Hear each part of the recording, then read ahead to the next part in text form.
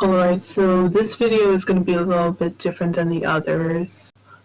So, I was bored in class one day and I decided, hey, it'd be a fun idea? Let's try connecting the entire Starkid musicals into a synchronized timeline. And so that's what I did. And my friends looked at me like I was crazy.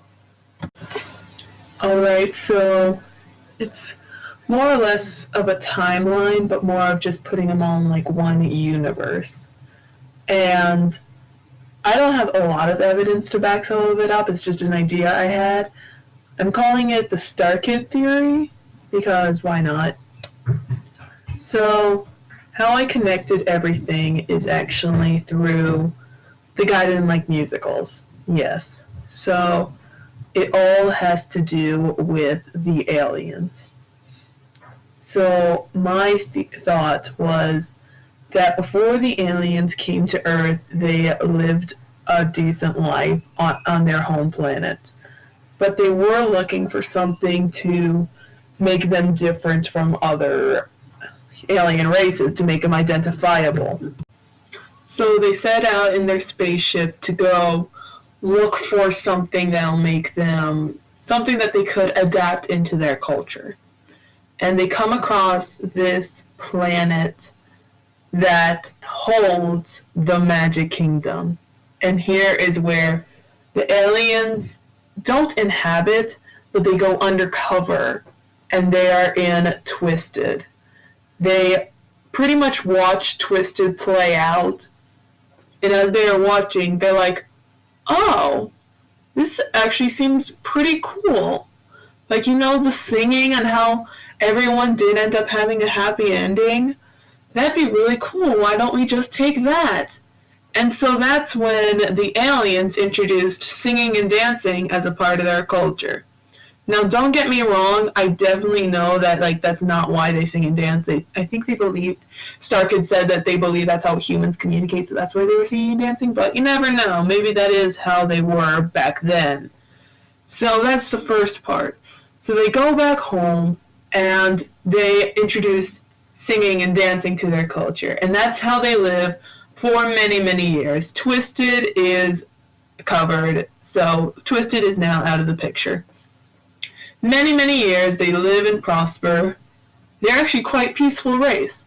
But then one day, they end up going into war, because there are these other aliens that are trying to invade their planet.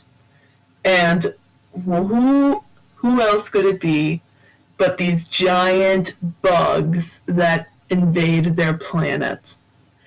So there's this giant war that breaks out between them, and the bugs win. They kill most of the aliens, but the few aliens that were managed to escape, they pretty much piled themselves into a ship, and they set off, escaping away from the planet. As the bug aliens started to live there, the musical aliens left. But the bug aliens, they just stayed there. But what they didn't know was that since those aliens, the musical aliens, were there so much, that for so long, that there are these fumes there now that also make people sing and dance. So that's why later, I'll get there, but that's why the bugs sing and dance. Because they didn't before, but now they do.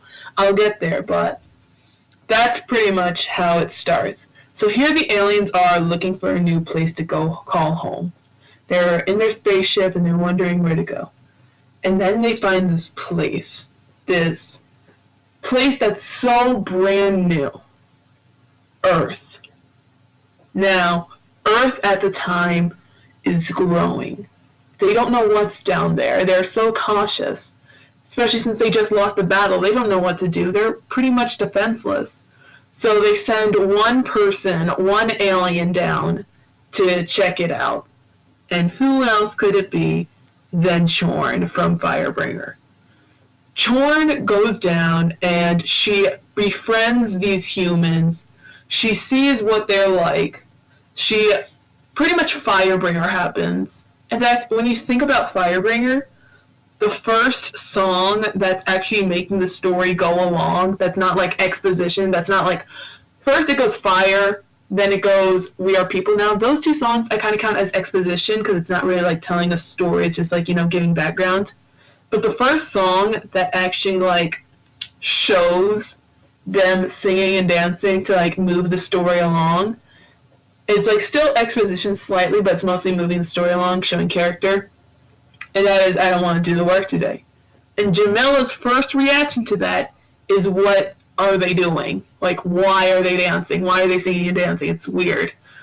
And like, so, and when you think of it, maybe that's because Chorn is down there, and like, sure, she hasn't eaten anyone's guts, but it's just like the sensual presence of her being there that's kind of like making him do this, especially since the Earth is still so young and impressionable.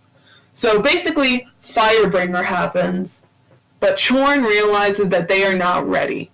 So she gives them knowledge to say, hey, why don't you do this? Make, pretty much in her mind, it's like, make Earth better so that way we can come in here and live here. And that's her thought process. And then, you know, Chorn leaves. Firebringer closes with them having to make, you know, place better for them. So, you know, so here they are making our, trying to like have an idea in mind to make our world, but obviously it doesn't go that way. Anyway, Chorn goes back to the aliens and they decide to wait. Wait to see what the human race has for them later. Just, you know, wait. But then comes a time when they're like, you know what, we're ready. Let's try to see if these humans did what we asked. They go down and they inhabit these regular old people, and they put them on the Oregon Trail to see if they will survive with music. See if these aliens can survive Earth with music. See if it will work. So they're going down the trail. You know, Trail to Oregon pretty much happens. But then, like, right after they died of dysentery, they realize, holy shit, Earth is not safe. We cannot stay here. It's not ready. We are not ready. Because, like, you know, after all the bandits, the, pretty much everything that happens on the Oregon Trail, and they realized how many people died and how they almost died, they said, you know what, let's just, you know, leave these nice people who deserve to live alone, and we'll just wait, continue to wait a little longer. And that, so they leave, but not before, you know, using a little of their zombie magic back on the person who dies, and they said, you know what, let's give them one last song, and then we have Naked in the Lake. That is all from the aliens. It's like, you know, let's just give them one last hope to fill out. Let's make them rich and let's make them carefree. And then the aliens leave, apologize to the family, not directly obviously, but they just leave, and they wait. But while they're waiting, they say, you know what? You know what we should do? By the way, Firebringer, Trail to Oregon, that's pretty much, Firebringer, Trail to Oregon, Twisted, that's already out. Cross those off your list. They said, so the aliens here are now thinking, you know what we should do? We should try experimenting, because humans are obviously not working right now, so let's try experimenting on something else. Wizards. So they wait a little longer, they get the idea to experiment on wizards, and then the Harry Potter trilogy happens. It's all a continuing universe. It's like, just not universe, it's just a continuing, it happens in order, nothing's in between, it's just Harry Potter. And then it ends, and they're just like, oh my god, those wizards took it so well. I think humans might just be ready for us now. Because, you know, Harry Potter musicals are great, so it just went so well. They're just like, you know, let's just try more, let's do more. And so they go and try it on high schoolers, and MAMD happens. And those of you who have seen MAMD, though it is good, the aliens learn just how irresponsible humans can be, how weird they can be, and how maybe they're not ready to share their inner thoughts to people just yet. And maybe their bodies are like just way too weak. Their bodies are just like too weak to handle it yet. So that's why everything is singing. Their hearts, their things, everything is singing. That's why it's like, maybe these humans just got weaker in that time period. So maybe we should just like back off just a little, just a tad. So they leave again right after MAMD. So those of you keeping score, cross off Twisted, Firebringer, Trail to Oregon, and AVPM, AVPS, AVPSY, and MAMD. We already have like 7 musicals out of the way. 4 more to go. So, pretty much, they leave, but this time they say, you know what? We're going to have a part in humans' development now, because they have just screwed up too many times. So they decide to send something down there. From friends, from Krypton. They send down Superman, and Superman is obviously singing in Metropolis, but news spreads to Gotham as, like, you know, MMB happens. So it's like years later. And now here's Superman, and now that he's in Gotham, everyone in Gotham is singing, but they don't mind because it's like, oh, you know, it's no offense, people in Gotham are like very like happy all the time, even if they are getting robbed. And so Holy Musical Batman pretty much happens. And then when Super Friends happens, everyone's just so damn happy and everything just went so gosh darn well. The aliens decide, yes, this is our time to finally strike back. They decide it's time to invade, it's time to adapt to our human life, because they have turned out just how we wanted them to. Now, obviously, the superheroes they created are going to have a little problem with aliens trying to take over Earth. So this whole secret war happens. Not many people know about it, but pretty much the superheroes end up being annihilated by the aliens. Now, no one knows how they were annihilated. No one knows they were aliens except for maybe the military. The military. General McNamara, I see you there. But other than that, just the superheroes have apparently mysteriously died, and that's how everyone sees it.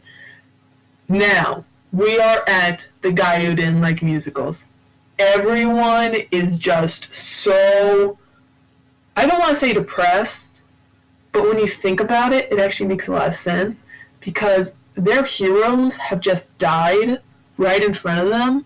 Not right in front of them. They just disappeared, and now they actually have to worry about real life struggles, and that's why there are people who, the people who don't like musicals are kind of depressed, slightly, but the people who do like musicals, there's a reason why they're happy and why they like musicals. It's because their heroes, the people who protected them, used to sing and dance. So when they see musicals, it reminds them that there may be heroes out there still. And then the aliens invade. And, you know, they realize how hostile humans can be, so, you know, they have to, like, kill some of them. Sorry, but, like, that's pretty much how it happens. The guy who didn't like musical happens, and you know how that ends.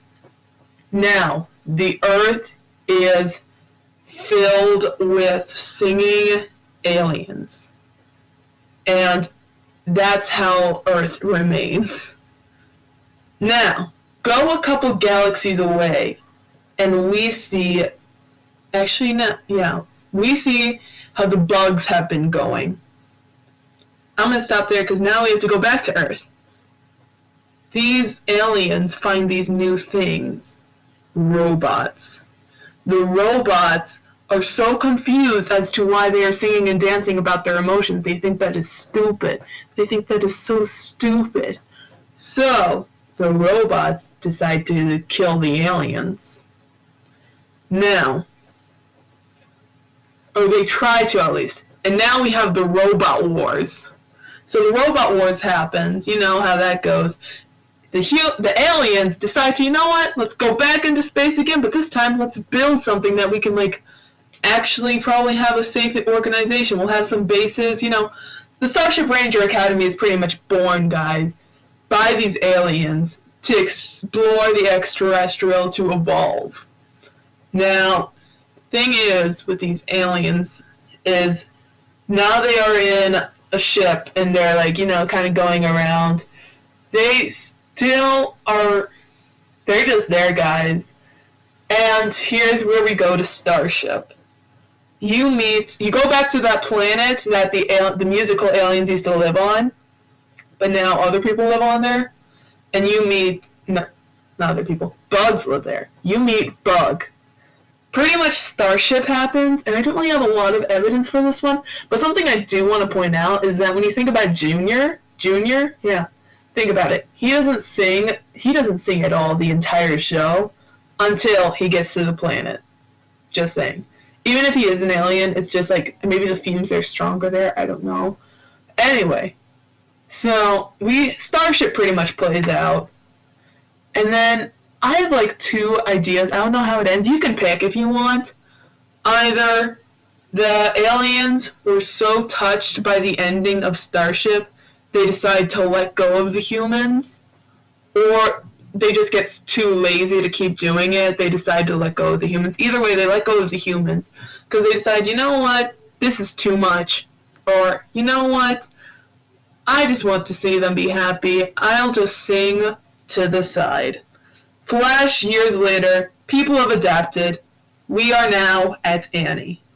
And the aliens decide to remain on the sidelines, to the side, and sing from there while everything else plays out. And that is the evolution of Starkid and the aliens. That is the theory. Do what you want with it, but it was just a thought I had during class. So do what you want, add on to it, disprove it, debunk it, I don't care. It is going to kind of suck, though, when Black Friday comes in and probably ruins the entire idea. Who knows, though? That's what I noticed. Have fun with it. The Starkid Theory. A work in progress.